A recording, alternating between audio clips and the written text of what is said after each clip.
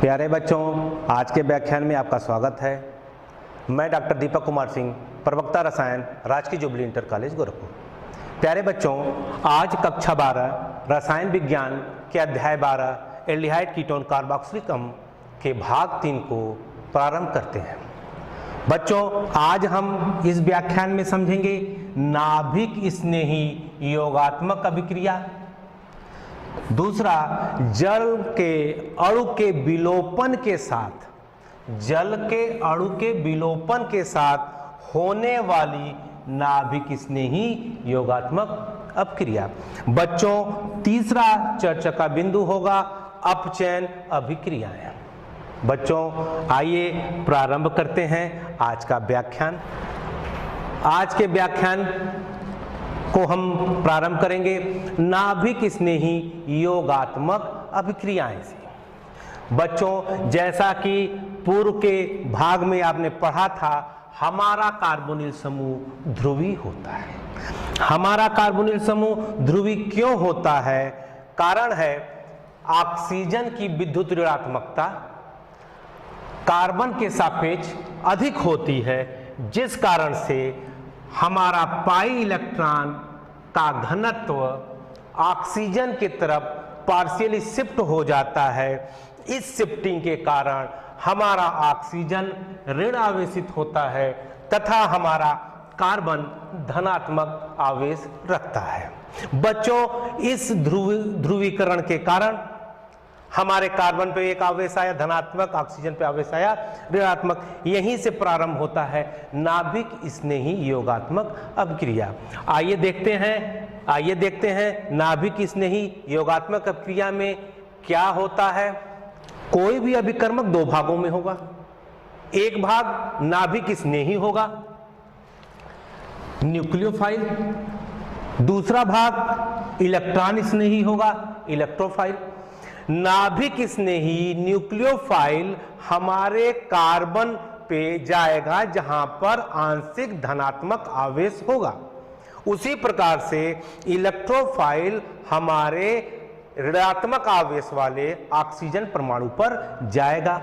बच्चों, प्रथम पद पे न्यूक्लियोफाइल कार्बन से जुड़ेगा, द्वितीय पद में इलेक्ट्रोफाइल ऑक्सीजन से जुड़ता है। इस प्रकार से प्रथम पद में इलेक्ट्रॉन की कमी वाले कार्बन जिसका संकरण sp2 और जो समतली होता है, जो क्या होता है, समतली होता है, उससे न्यूक्लियोफाइल जुड़ते हैं और दूसरे पद में हमारा इलेक्ट्रोफाइल जुड़ता है।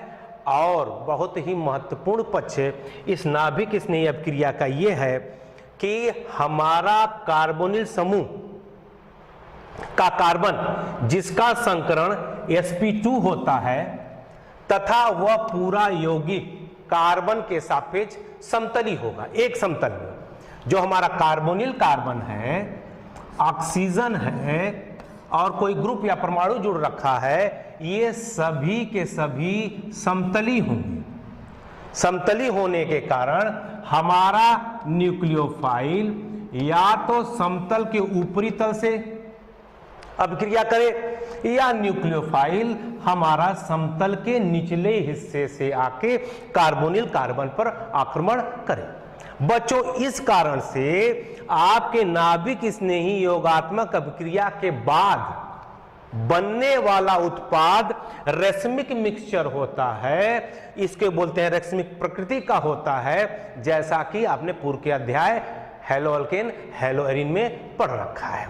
बच्चों, अभिक्रिया देखते हैं नाभिक स्नेही योगात्मक अभिक्रिया की क्रिया विधि। बच्चों, ये क्रिया विधि दो पद में संपन्न होती है।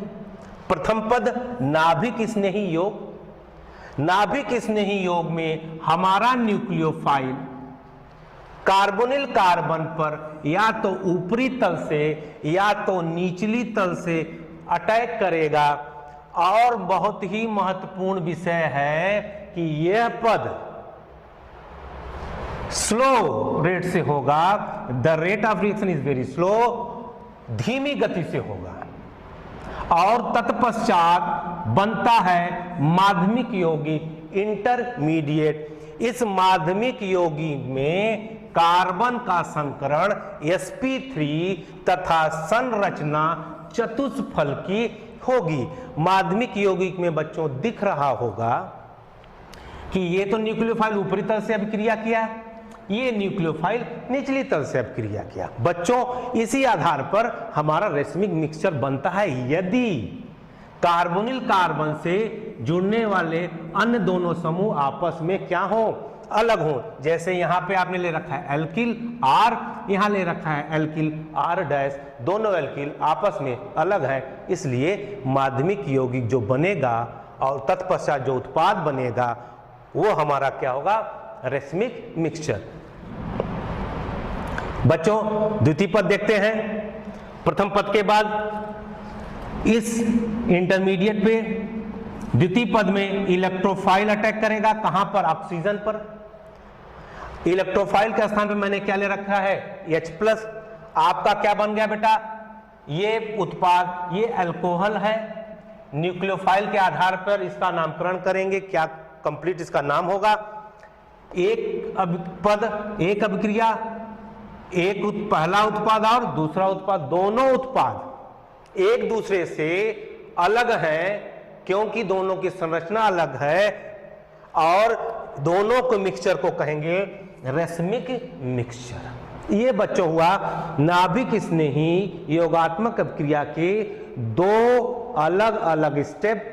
फर्स्ट स्टेप, प्रथम पद नाभिक स्नेही योग है, दूसरा पद इलेक्ट्रॉन स्नेही योग है। और सबसे महत्वपूर्ण बात ये कि इस अभिक्रिया का नाम, इस क्रिया विधि का नाम आपने क्यों रखा, नाभिक स्नेही योगात्मक अभिक्रिया। तो ध्यान दें बच्चों, स्लो रेट, जिस मैकेनिज्म का, जिस क्रिया विधि का जो पद धीमी गति से होता है उसी के आधार पर हम रखते हैं उस क्रिया विधि का नाम। यहां धीमी गति में अटैक करने वाला न्यूक्लियोफाइल है, अतः इस क्रिया विधि का नाम हुआ नाभिक स्नेही योगात्मक अभिक्रिया। बच्चों क्रिया विधि जानने के बाद एल्डिहाइड तथा कीटोन की आपेक्षिक क्रियाशीलता है। एल्डिहाइड और कीटोन के बीच तुलनात्मक अभिक्रियाशीलता को जानते हैं। एल्डिहाइड की क्रियाशीलता कीटोन की तुलना में अधिक होती है। उसको जानने के लिए आपको दो कारण चाहिए। पहला कारक है स्टेरिक और दूसरा कारक है इलेक्ट्रॉनिक। देखते हैं, हमने ले रखा है एक एल्डिहाइड, दूसरा कीटोन। बच्चों इस एल्डिहाइड में एक एल्किल समूह है, इस कीटोन में दो एल्किल समूह हैं। एल्किल समूह का आकार बड़ा होता है जिस कारण से कार्बोनिल कार्बन जो कीटोन का है वो ज्यादा घिरा है किसकी तुलना में, एल्डिहाइडिक कार्बोनिल की तुलना में। एल्डिहाइड के कार्बोनिल में आपको ज्यादा सरफेस मिलता है, किसकी तुलना में, कीटोन। परंतु कीटोन में सरफेस कम मिलता है अटैक करने का, जिस कारण से बच्चों कीटोन की तुलना में एल्डिहाइड के अभिक्रिया करने की संभावना अधिक होती है, जिस कारण से एल्डिहाइड की क्रियाशीलता अधिक होती है। बच्चों ये है स्टेरिक कारक। दूसरा हम देखते हैं इलेक्ट्रॉनिक कारक। इलेक्ट्रॉनिक कारक क्या है बच्चों, आपने ले रखा है एल्डिहाइड, दूसरा आपने ले रखा है कीटोन।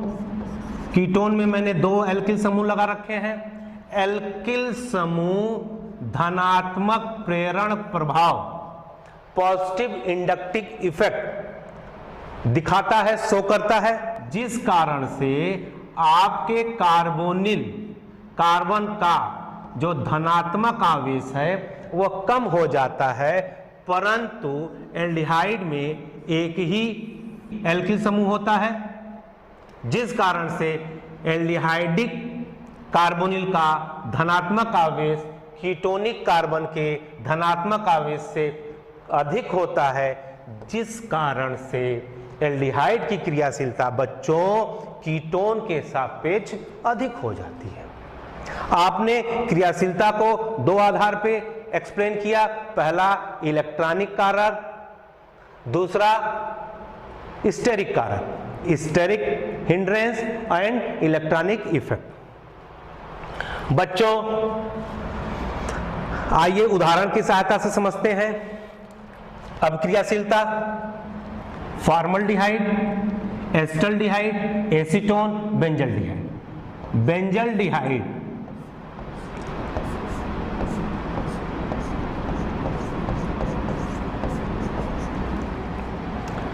बच्चों फॉर्मल्डिहाइड में दो छोटे हाइड्रोजन लग रखे हैं जिनका आकार छोटा होता है।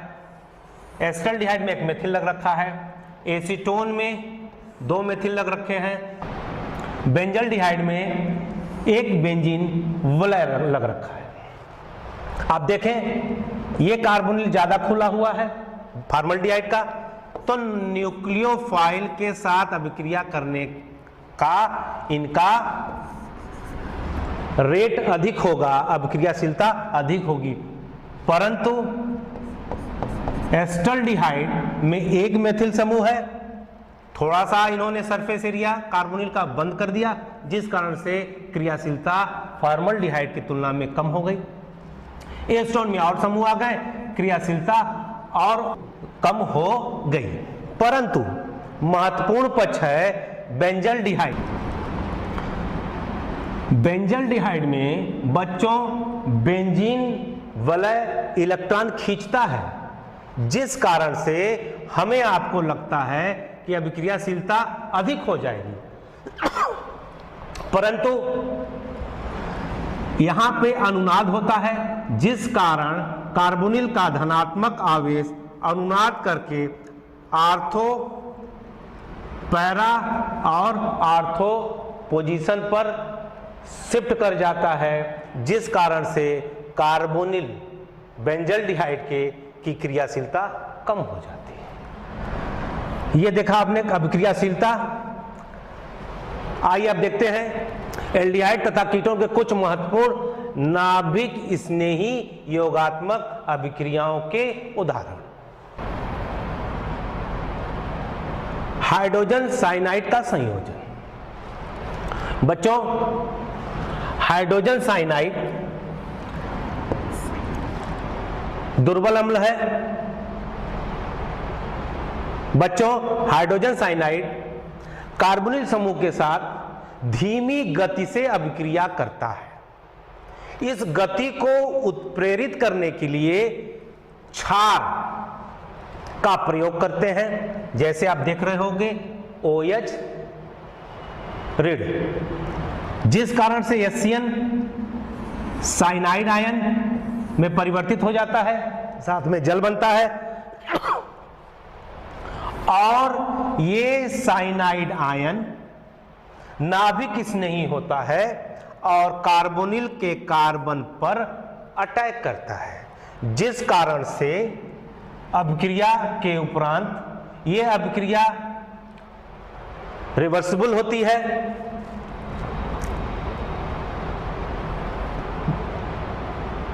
इस अभिक्रिया के बीच में एक माध्यमिक यौगिक बनता है, जिसका संकरण sp3 तथा संरचना चतुष्फलकी होता है।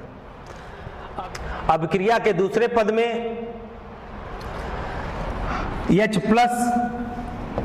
हाइड्रोजन ऑक्सीजन से जुड़ जाएगा और बना लेगा साइनोहाइड्रीन। साइनोहाइड्रीन उत्पाद है जब कार्बोनिल समूह HCN से अभिक्रिया करता है। इस अभिक्रिया के गति को बढ़ाने के लिए उत्प्रेरक का प्रयोग करते हैं, उत्प्रेरक रूप में क्षार का प्रयोग करते हैं, जिससे इस अभिक्रिया की गति बढ़ जाती है और हमारा उत्पाद होता है साइनोहाइड्रीन। बच्चों उदाहरण में देखते हैं इथेनॉल HCN से अभिक्रिया किया, H+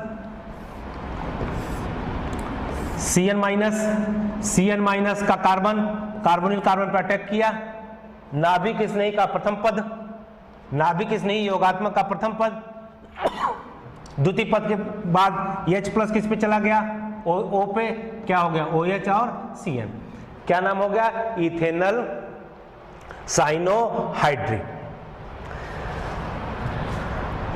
बच्चों अगला एग्जाम्पल करते हैं, जैसे प्रोपेनोन HCN से अभिक्रिया करके प्रोपेनोन साइनोहाइड्रिन देता है। बच्चों HCN हाइड्रोजन साइनाइड का साइनाइड ऋणात्मक होगा, H प्लस धनात्मक होगा, साइनाइड का कार्बन कार्बोनिल कार्बन पर नाभिक स्नेही की तरह अभिक्रिया करेगा और H प्लस ऑक्सीजन से जाके जुड़ जाएगा।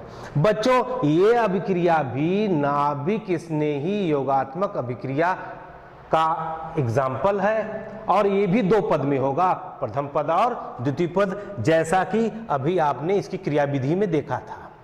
बच्चों अब हम करते हैं सोडियम बाइसल्फाइड का संयोजन NaHSO3 एल्डिहाइड और कीटोन सोडियम बाइसल्फाइड के संतृप्त विलयन के साथ अभिक्रिया करके बाइसल्फाइड यौगिक देता है, जो तनु खनिज अम्लों की अथवा क्षार के साथ अभिक्रिया करके पुनः मूल कार्बोनिल यौगिक में परिवर्तित हो जाता है। इस अभिक्रिया का उपयोग एल्डिहाइड के पृथक्करण एवं परिष्करण में होता है।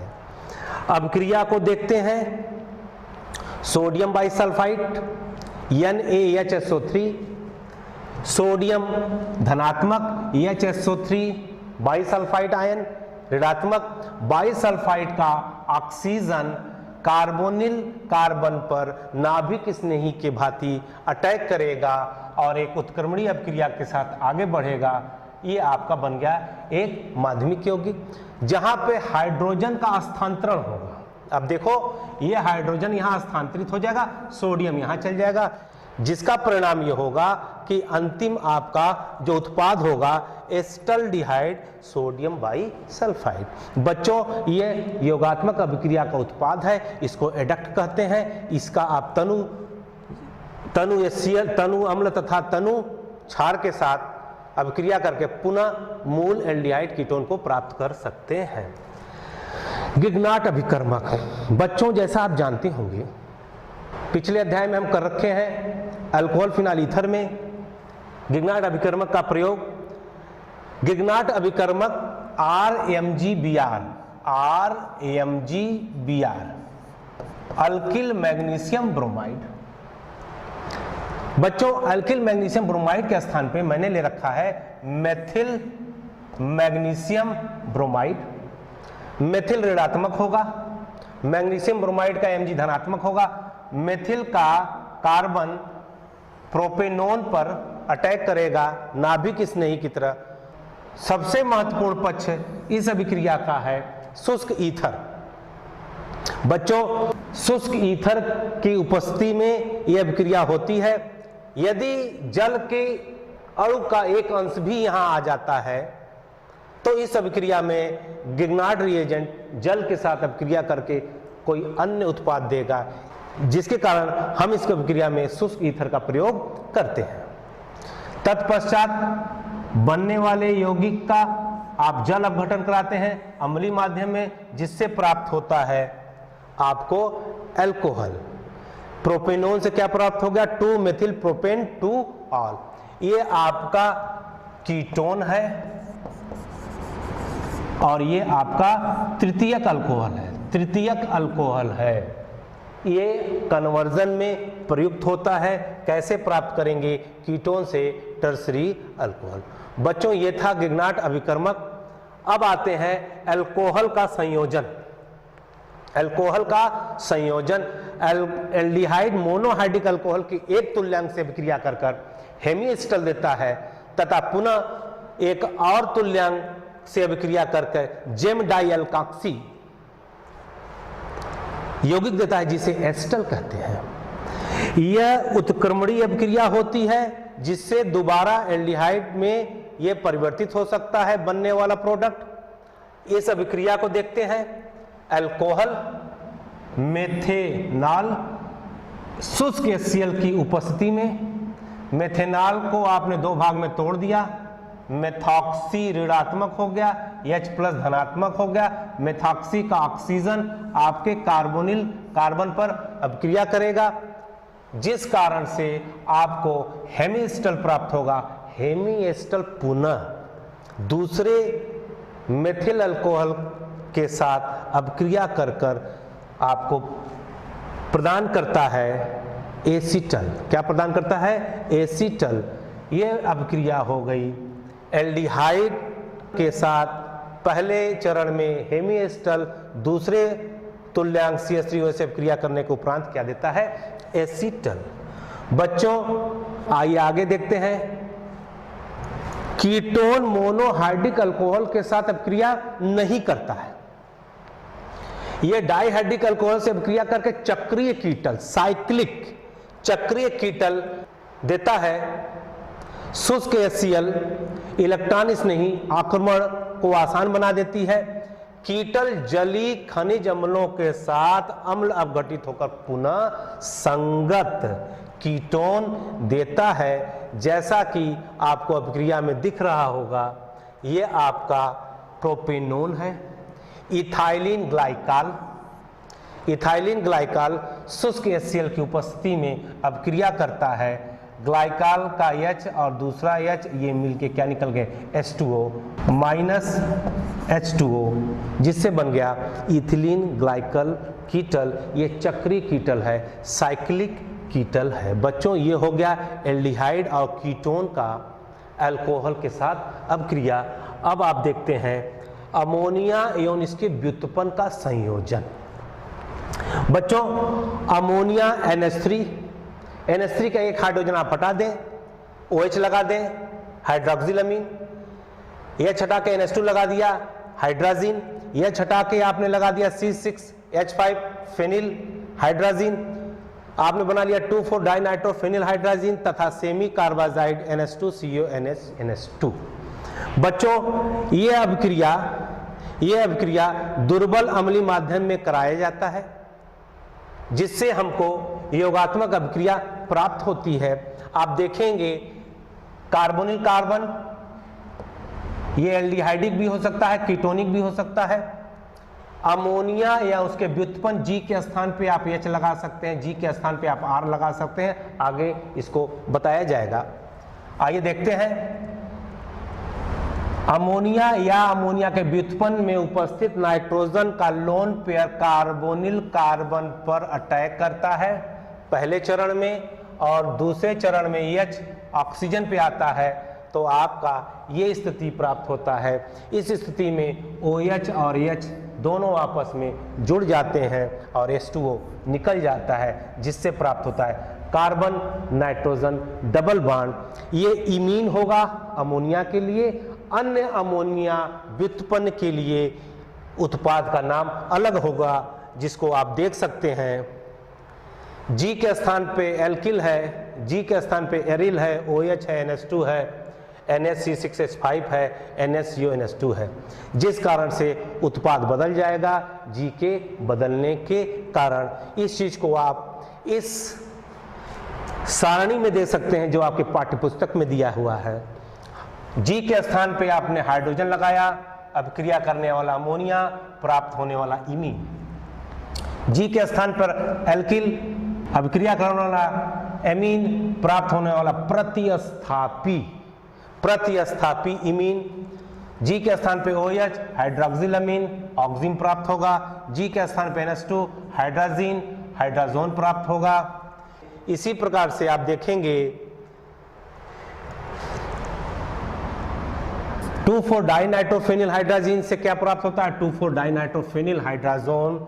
और सेमी कार्बाजाइड से प्राप्त होता है सेमी कार्बाजोन। बच्चों ये आपको उदाहरण दिया गया अमोनिया और अमोनिया के व्युत्पन्न के साथ होने वाली नाभिक स्नेही योगात्मक अभिक्रिया, जिसमें जल के अणु मुक्त होते हैं। बच्चों बहुत ही महत्वपूर्ण विषय आ गया अपचयन। जैसा कि आप पिछले कक्षा और अध्यायों में पढ़ चुके हैं, अपचयन का मतलब हाइड्रोजन का जुड़ना, जो कि सामान्य प्रक्रिया है। आप देख सकते हैं यहां हमने ले रखा है sodium borohydride, lithium aluminium hydride तथा उत्प्रेरकी हाइड्रोजनीकरण द्वारा एल्डिहाइड और कीटोन अपचयित होकर क्रमशः प्राथमिक और द्वितीयक अल्कोहल देते हैं। प्राथमिक और द्वितीयक अल्कोहल देते हैं। प्राथमिक एल्डिहाइड देगा, द्वितीयक कीटोन देगा। जैसा कि आपको अभिक्रिया में दिख रहा होगा, एल्डिहाइड है, एल्डिहाइड अभिक्रिया किया, अपचयन के उपरांत क्या दिया, प्राइमरी अल्कोहल। इसी प्रकार से ये एसीटोन है, अपचयन के उपरांत क्या दिया, आइसोप्रोपिल अल्कोहल। बच्चों, ये अपचयन की अभिक्रिया है एल्डिहाइड और कीटोन पर। आइए एक महत्वपूर्ण अपचयन को देखते हैं। ऐसा अपचयन जिनमें हमारा कार्बोनिल एल्डिहाइड या कीटोन अपचयित होकर हाइड्रोकार्बन में परिवर्तित हो जाता है।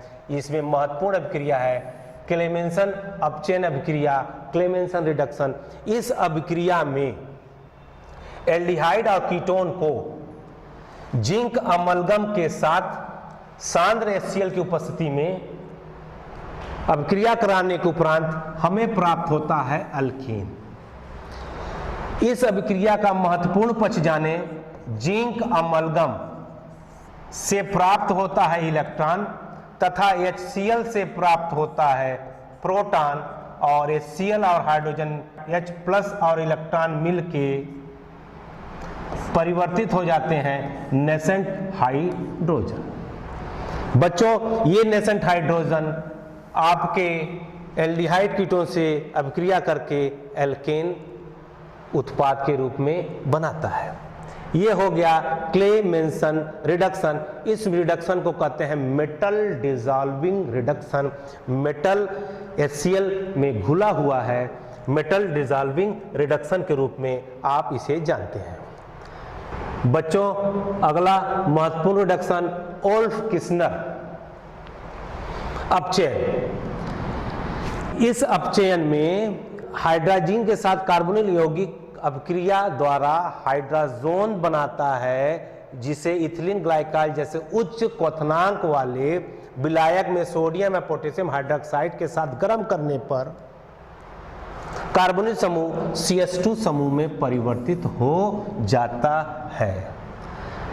एल्डिहाइड या कीटोन को हाइड्रोजन के साथ आपने अभिक्रिया कराया, हाइड्रोजोन प्राप्त हुआ, इथाइलिन ग्लाइकॉल में KOH या NaOH दोनों में से कोई 453 से 473 केल्विन तक गर्म करेंगे, क्या प्राप्त होगा, एल्कीन। बच्चों, ये था ओल्फ-किस्नर अपचयन। आज के व्याख्यान को विराम देने के पूर्व आज का गृह कार्य देख लेते हैं, जो आज के व्याख्यान पर आधारित है। आप इसका पहले स्क्रीनशॉट ले लें। इस व्याख्यान के आधार पर प्रश्न 1, प्रश्न 2, प्रश्न 3 तथा प्रश्न 4 आप करेंगे। ये सारे के सारे प्रश्न जो दिए रखे हैं आज के व्याख्यान आधारित हैं, इनको आप हल करने का प्रयास करेंगे। मुझे विश्वास है आज के व्याख्यान के आधार पर आप इसे हल कर लेंगे। आज के लिए इतना, धन्यवाद।